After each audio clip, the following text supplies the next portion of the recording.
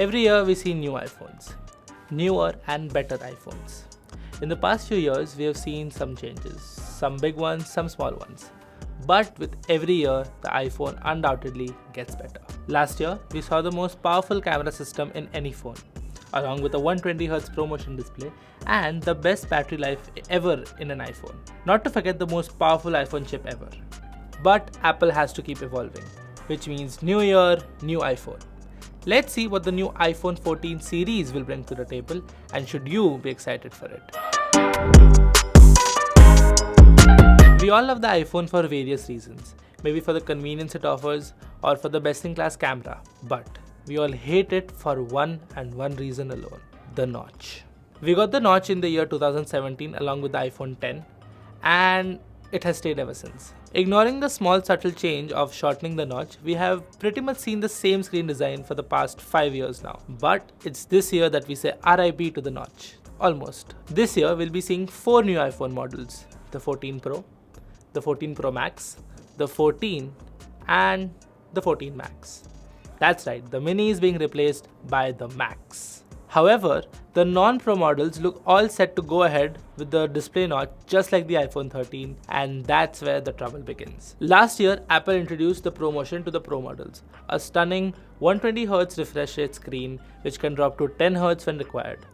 But the iPhone 13 stuck with the same 60Hz refresh rate. This year, the Pro and non-Pro models will have some even more significant differences, and let's get to the biggest one: the processor. This year, the non-Pro models are likely to include the same old A15 Bionic chip, and only the Pro models will get the A16 Bionic chip, which we'll get to in a second.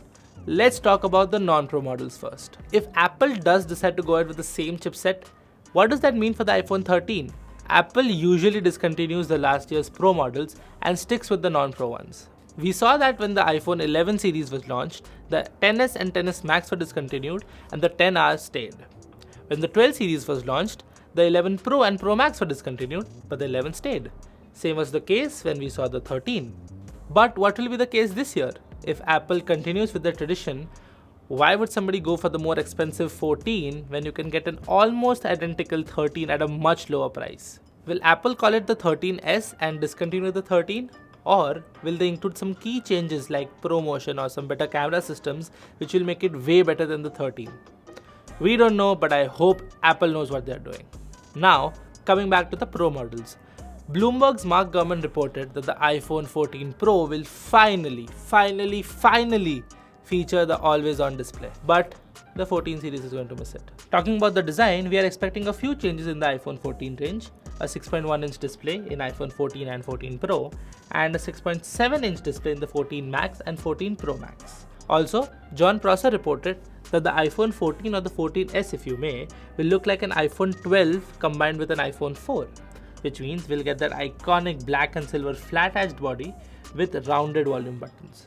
Supposedly, the size of the 14 Pro could be made from titanium, which would make it stronger than the last year's iPhones and expensive, whereas the back would retain the glass but seemingly with a satin-like finish. Along with that, the Pro models are expected to feature a bigger and better 48 megapixel primary camera sensor that can use pixel binning to take way less noisy images even in low light conditions. This same sensor may allow iPhone to take 8K videos. Apart from that, the front camera is also expected to get some major upgrades.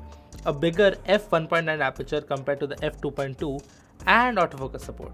These devices are expected to have a bigger battery, if not the same, and Apple's very own 5G modem. For color options, a source has confirmed Midnight, Starlight and Product Red as usual, with the current blue being swapped out for a lighter sky blue and an introduction of a new purple option. However, that leak has since been deleted, so we don't know how reliable that is. The new iPhones, like every year, will launch in September 13 to be specific, if you are going by the gossips on Twitter. Either way, September is long away. But WWDC is tonight. Are you excited? If you want to know what products and features to expect, do check out a video on that right here. But that's it for now. This is Rhythm. Catch you guys in the next one.